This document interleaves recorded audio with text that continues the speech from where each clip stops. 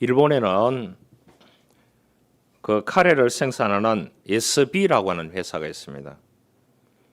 SB는 카레를 오랫동안 생산했지만은 그 매출이 좋지 않아서 책임자를 계속 바꾸었대요.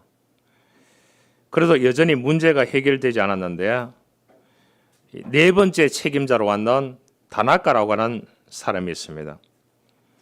이 사람이 이제 여러 가지 왜 이 카레가 팔리지 않는지를 연구하게 되었습니다.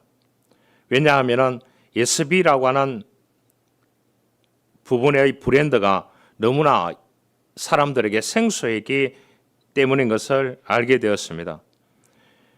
그렇다고 대대적인 홍보를 할 자금도 부족했고 홍보를 하지 않는다면 회사의 문을 닫아야 되는 지경이었다고 합니다.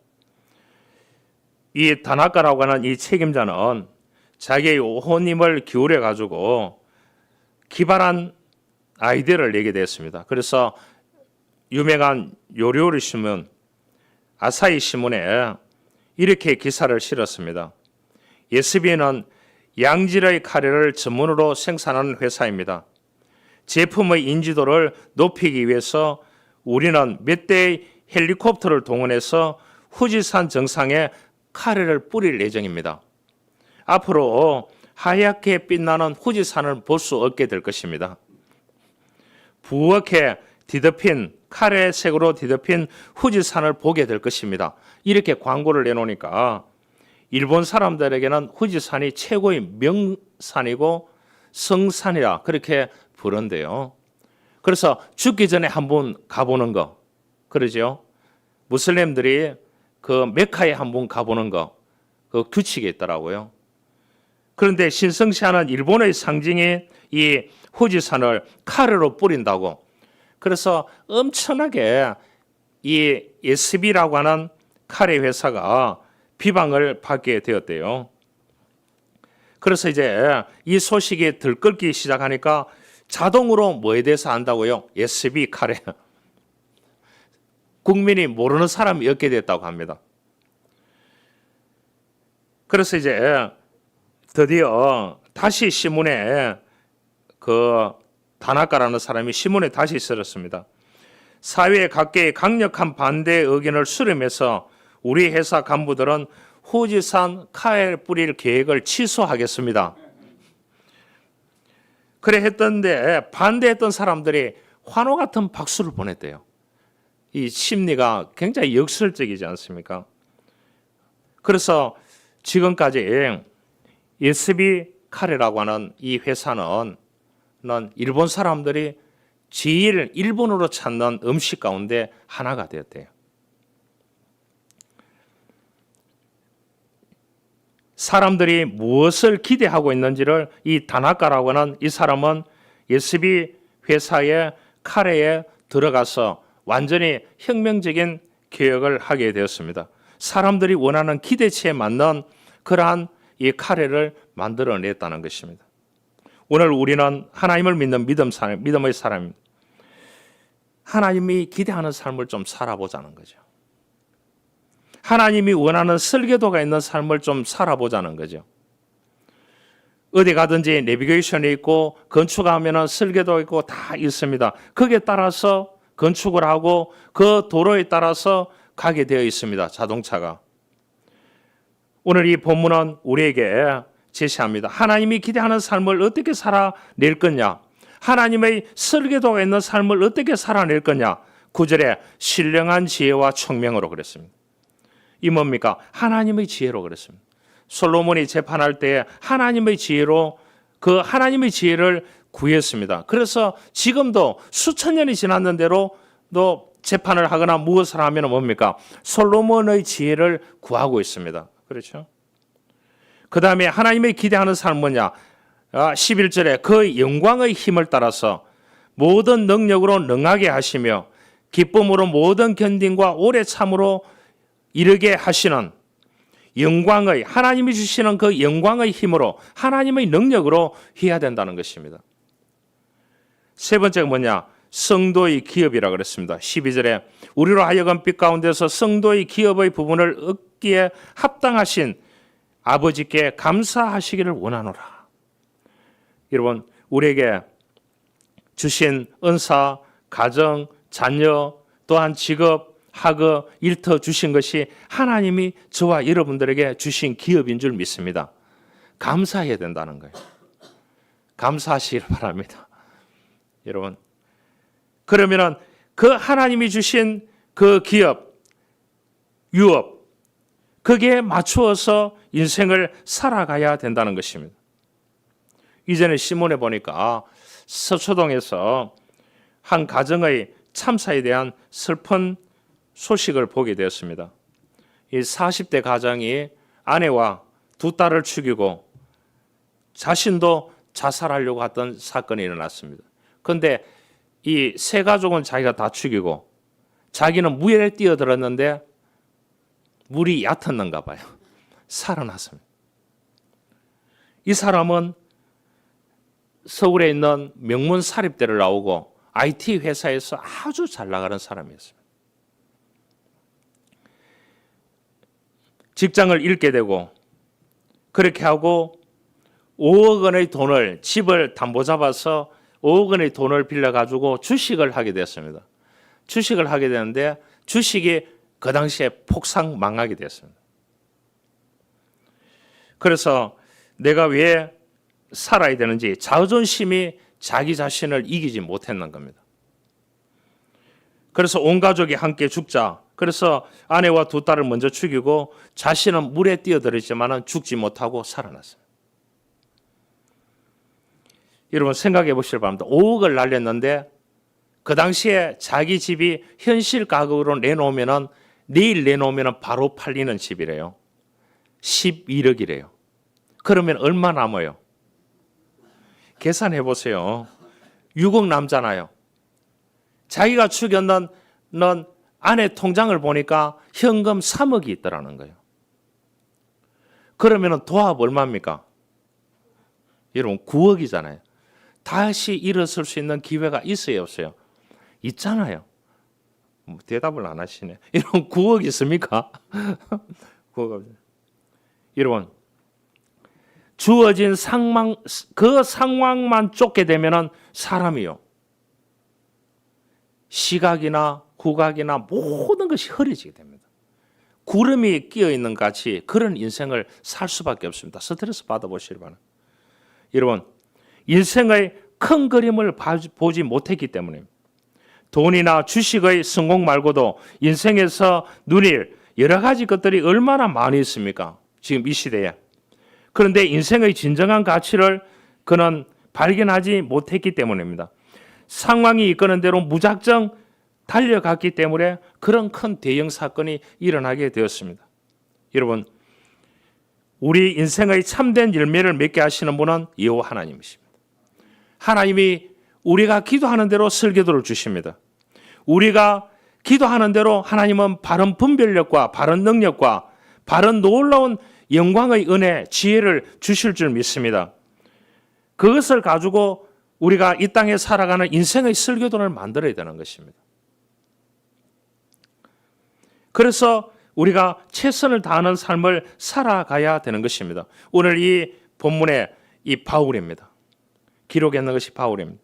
바울은 예수 그리스도를 구주로 영접하고 난 후에는 한 번도 지우침이 없는 걸음으로 예수를 위해서 살았던 사람 가운데 한 사람이에요. 대단하지 않습니까? 여러분, 베드로 주님을 부인할 때도 있었지만 그가 마지막 순교할 때는 어떻게 됐습니까? 부인이 순교하고 자기는 십자가에 죽는 것도 예수님을 위해서 너무나 미안하다. 나는 십자가에 거꾸로 매달려서 죽기를 원한다. 그렇게 베드로도 주님을 위해서 한평생 변함없는 그러한 사랑으로 갔던 것입니다. 우리 인생의 설계도도 어떻게 보면 하나님이 우리를 구원자로 삼아주시고 우리에게 신령한 지혜와 총명을 주시고 영광의 능력을 주시고 우리에게 기업을 주시고 그것을 우리의 삶 가운데 하나님이 주신 설계도 속에서 우리 인생을 하나님이 원하는 기대치에 맞게 펼쳐갈 수 있도록 기도하는 삶을 살아야 되는 것입니다. 바울은 마지막에 그렇게 고백합니다. 마지막 절에 23절에 나 바울은 이 복음의 일꾼이 되었노라. 복음의 소망에서 흔들리지 아니하면 그리하리라. 이 복음은 천하 만민에게 전파된 바요. 나 바울은 이 복음의 일꾼이 되었다고 그렇게 말씀해 주고 있습니다. 그러면 바울은 한번 예수 그리스도를 받아들이고 하나님이 주시는 신령한 지혜와 총명으로 그의 능력으로 하나님이 주신 기업과 유업을 가지고 그는 달려가는 삶을 살았는데 그 설계도는 누가 줬느냐? 하나님이 자기에게 주셨다고 바울은 고백하고 있습니다. 우리가 이 세상에서 성공하려고 하면은 그래요. 소유의 양입니다. 얼마나 소유하고 있느냐에 따라서 투자할 수 있습니다. 그러죠? 그 다음에 남 부럽지 않는 외형의 모습이 있어야 되는 것입니다. 그렇죠? 그 다음에 지위와 명성이 있어야 됩니다. 그런데 성경은 절대로 이 세 가지를 요구하지 않습니다. 다윗을 선택했을 때도 하나님은 외모를 보지 아니하시고 그 사람의 중심을 보고 왕을 세웠습니다. 그렇지 않습니까? 우리의 믿음의 사람은 거룩함으로 내면의 진실성으로 자기 인생을 일구어 갈 수 있어야 된다는 것을 알아야 됩니다. 미국은 이 철도를 놓고 자동차를 만들면서 무엇이 필요했느냐? 이 철이 필요했잖아요. 강철이. 뭐 집을 지으려고 하면 합판이 필요하듯이요. 강철왕 하면은 카네기라고 얘기할 수 있습니다. 뉴욕 근교에 자기 집을 건축하고 들어갈 준비를 하던 카네기는 거실 벽난로 위에 꼭 새겨놓고 싶은 문구가 있었습니다. 그 문구 뭐냐? 화로는 우리의 재단이요. 그 말은 뭡니까? 하나님의 재단이 되어야 된다. 그래서 그 거실에 하나님의 재단을 만들어 놓고 거기에서 매일 기도해서 자기 인생을 일구어 가겠다. 그 설계도를 그렇게 해달라고 했습니다. 그렇게 하고 불꽃은 거기에서 불꽃이 계속 피어올라야 된다는 거예요. 성전의 불꽃은 우리의 성화라. 그렇게 얘기했는데 건축 설계자 난색을 표현했습니다. 그 문구가 쫙 들어가려고 하면은 거실이 조화가 이루어지지 않는다고 했어요. 그랬을 때 카네기가 그런 말을 했습니다. 그러면은 설계도를 다시 이거를 다 엎어버리고 돈을 얼마든지 줄 테니까 설계도를 다시 그려가지고 거실을 넓혀가지고 그 문구는 무조건 들어가야 된다고. 왜냐? 하나님을 위해서. 그래서 그 집 전체를 다시 허물고 다시 지었다고 했습니다. 여러분, 우리의 겉모습이 아무리 화려하고 멋져 보여도 주님의 뜻 안에 맞지 않게 설계됐다면 실패한 건축물입니다. 헐고 다시 지어야 합니다. 우리의 인생도 마찬가지입니다. 하나님의 기준에 맞아야 됩니다. 하나님의 기준이 뭡니까? 하나님의 지혜로 살아가는 거죠. 우리의 삶을. 또 하나님의 공급하시는 능력을 받아서 살아나는 겁니다. 또 뭐냐? 우리에게 준 기업은 하나님이 주신 것이기 때문에 감사함으로 받아서 감사하게 일구면서 살아라고 그렇게 말씀을 했습니다. 책 가운데 조신영 작가 책 가운데 쿠션이라는 책이 여러 사람이 썼는 심리학자가 썼는 사람이 있고 작가가 쓴 사람 쿠션이라는 책이 있습니다. 이분은 좀 다르게 얘기했는데요. 쿠션이 뭐냐 하면은 쿠션 아시죠? 예, 푹신한 거 있잖아요. 그 뭐 이번에 이제 김정은 이 사람이 그 러시아에 가가지고 정상회담하는데 앉는 의자가 있잖아요. 의자를 이 사람들이 가지고 왔는지 어떤지 그 의자에 앉아보는 겁니다. 키로수가 워낙 많으니까 그 의자를 이렇게 눌러보고 이렇게 하더라고요. 쿠션이 없어 따딱하다 그러면 어떻게 될까요? 오래 못 앉아 있잖아요. 쿠션. 이 쿠션은 사람이 앉는 쿠션을 인용했을 따름입니다.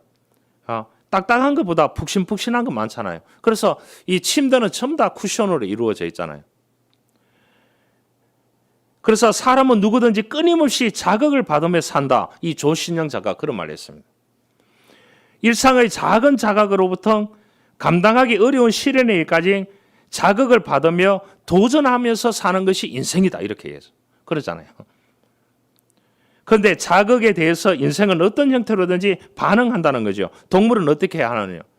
자극을 받았을 때 기분 나쁘더라도 기분이 있다고 기분 나쁘더라도 먹을 것을 주면 돼요. 동물에게는. 그러잖아요. 최고로 만족하잖아요. 사람은 자극과 반응 사이에 간격이 있다는 거예요. 자극하고 반응하는데 간격이 있다는 거예요. 사람들은 바로 반응하지 않고 생각하고 고민한다는 겁니다. 인격과 삶이 고상할수록 자극과 반응 사이에 공간이 넓다고 합니다. 사람이 무슨 얘기를 딱 했는데 바로 답이 딱 날라온다. 좋은 답은 괜찮은데 좋은 답이 안 날라온다. 그렇게 하면 뭐냐? 잘못되었다는 거예요. 자극과 반응 사이에 그 사람이 훌륭할수록 간격이 있다는 거예요. 생각하고 또 생각하고 또 고민하고 10초라도 기도하고 이러한 상황이 있어야 된다는 거죠. 그래서 자극과 반응 사이에 쿠션이 두꺼운 사람이 있고 얇은 사람이 있다는 거죠. 한 가지 예를 들었습니다. 이분이 이 책의 주인공이 한바로라는 사람인데 이 할아버지예요. 할아버지의 유언장을 받는 것으로부터 시작합니다. 할아버지는 인격이 좋고 훌륭하신 분인데 자극과 반응 사이에 굉장히 두꺼운 분이셨대요. 할아버지는 오늘 내가 내는 퀴즈를 마치면 자녀들에게 유손을 다 상속해 주겠다 이럴 정도였대요. 책의 결론은 뭐냐? 자녀들이 할아버지의 쿠션이 두꺼운 이유가 무엇인지를 질문을 하게 됩니다. 그러니까 그 할아버지가 그런 말을 했습니다. 나는 새벽에 일찍 일어나자마자 바로 기도하고 책을 편다고. 그래서 독서를 해서 쿠션을 두껍게 만들었다고. 그렇기 때문에 누가 무슨 얘기를 하더라도 내가 생각하고 고민하고 기도할 시간을 가지고 응답을 했다고 그렇게 이야기를 했다고 합니다. 여러분, 우리나라 너무나 모든 면에서 즉각적인 반응으로 오는 아픔들이 너무나 많이 있습니다. 가시들도 많고 고통도 많습니다. 갈등이 많습니다. 이것을 견디고 받아들이고 살아야 할 텐데 자극과 반응 사이에 쿠션이 넓어지면 넓어질수록 그 사람의 삶도 행복합니다. 그러나 얕아지면 얕아질수록 힘든 삶을 살 수밖에 없습니다. 우리는 그리스도인들입니다. 성숙한 그리스도인들은 자극과 반응 사이에 그 틈새 가운데서 우리가 하나님이 주신 지혜를 생각하고 하나님의 능력을 빌려오고 또한 하나님이 주신 이 기업을 생각하면서 짤막하지만 기도하는 마음을 가져야 됩니다. 그래서 반응을 할 수 있어야 되는 이것이 성숙된 그리스도인의 모습인 것입니다. 오늘 9절에 말합니다. 바울이 골로새 성도들을 위해서 드린 첫 번째 기도가 뭐냐? 너희로 하여금 모든 신령한 지혜와 청명에 하나님의 뜻을 아는 것으로 채우게 하라고 그렇게 했습니다. 여러분, 그 당시에 골로새 지역에 복음을 받아들인 사람에게 직업을 주지 않았습니다. 직업을 주지 않았다는. 그러니까 먹고 살 게 없는 거예요. 예수 믿는 사람에게 직업을 주지 않는다니까요. 다 쫓겨나는 거예요. 그러니까 이 사람들이 교회 와서 기도하고 모여서 기도하고 양식이 없지요. 그래 하니까 이 바울이 그런 말을 했습니다. 하나님이 주시는 지혜로 살아야 된다. 하나님이 주시는 통찰력을 가지고 쿠션이 좀 넓어져야 된다. 때를 기다리고 견디라 그렇게 하겠습니다. 하나님이 언젠가는 능력을 베풀어 주실 것이라고 기쁨으로 모든 견딘과 오래 참음에 이르게 하시고 기쁨으로 참으라는 거죠. 여러분 참는데 기쁨으로 참는 사람이 누가 있어요? 열받아서 참는 거지. 오늘 성경에 그렇게 말합니다. 그러면서 하는 말이요. 견딘과 오래 참음으로 우리로 하여금 빛 가운데서 성도의 기업의 부분을 얻기에 합당하신 하나님께 감사하시기를 원하는 직업이 있든지 하나님께서 여러분들의 가정을 주시고 교회를 주시고 믿음을 주시고 구원자이신 예수 그리스도를 주셨기 때문에 이 자체가 기업이라는 거죠. 유업이라는 거죠. 그 유업을 이어받아서 감사함으로 견디라는 거예요. 그렇게 살기가 쉽지 않습니다. 미국에 거북이와 정갈이라는 우화가 있습니다. 한 분은 호수에서 수영을 하고 있는 거북이에게 정갈이 말했습니다. 거북씨, 호수 저편으로 건너가려고 하는데 나를 목에 태우고 건너가 줄 수 있겠느냐고. 거북이가 거북한 표정을 했습니다. 도중에 당신이 나의 목을 물면 어떻게 되는지 아느냐고. 다 죽는다고. 정갈이 말합니다. 논리적으로 생각해 보라고. 내가 당신을 물면 둘이 함께 물에 빠져서 죽지 않소. 고로 그것은 논리적으로 불가능한 일이요. 절대로 물지 않아요. 그래서 거북이는 안심하고 정갈을 목에 태우고 헤엄을 칩니다. 그런데 중간에 가다가 정갈이 거북이에게 물었습니다. 내가 도저히 본능이 나오고 있다고. 빨리 헤엄을 치라고. 안 치면 문다고. 그러니까 거북이 어떻게 헤엄을 빨리 쳐요? 그런데 물어버렸습니다. 여러분, 둘이 물 속에 함께 잠기면서 거북이가 말했습니다. 논리적으로 불가능하다고 말하지 않았느냐고. 그런데 어떻게 나를 문 것이요? 그때 정갈이 외쳤습니다. 그건 논리 문제가 아니야. 나의 본성이야. 그렇게. 여러분, 우리가 본성적으로 이 쿠션이 없고 할 때가 많이 있습니다. 그러죠? 우리가 자라왔는 대상관계가 너무나 다릅니다. 또한 이 환경이 너무나 다릅니다. 다세대 전수되는 게 너무나 다릅니다. 그렇기 때문에 사람마다 쿠션이 다 다를 수 있습니다. 그러나 우리가 쿠션이 필요하다는 겁니다. 자극과 반응 사이에서 우리가 인생에 일어나는 수많은 일들 앞에서 그 틈새 가운데서 하나님의 지혜를 구하고 하나님의 통찰력을 구하고 하나님의 능력을 구하고 하나님이 주신 놀라운 우리에게 주신 유업이기에 그 기업을 일구어 가는데 기쁨과 견딤과 감사함으로 우리가 하나하나 일구어 가야 된다는 것을 우리는 알아야 되는 것입니다. 그래야 하나님의 뜻에 걸맞는 인생을 살아가는 것입니다. 한 이야기를 하고 말씀을 마치려고 합니다. 스타인버그라고 하는 미국의 연예인이 있습니다. 이분은 1951년 미국 동부에서 태어났습니다. 양팔이 없어요. 다리가 뒤틀린 기형아로 태어났습니다. 어린 시절을 장애인 시설에서 고아처럼 보내게 됩니다. 대개 이런 상황이 되면 성격이 비뚤어지고 좌절감과 두려움과 공포 속에서 상처 속에서 마련인데 이 사람은 그렇지 않았습니다. 얼마나 노력했는지 30년 동안 노력해서 미국 전역뿐 아니라 전 세계 곳곳에 다니면서 노래와 간증을 하고 심지어는 TV 프로그램까지 맡아서 진행하게 됩니다. 이 스타인버그가 자신을 소개할 때마다 이런 말을 했습니다. 나는 만들어져 가고 있는 하나님의 걸작품입니다. 완성되지 않았지만 아직도 진행 중에 있는 하나님의 작품임을 고백합니다.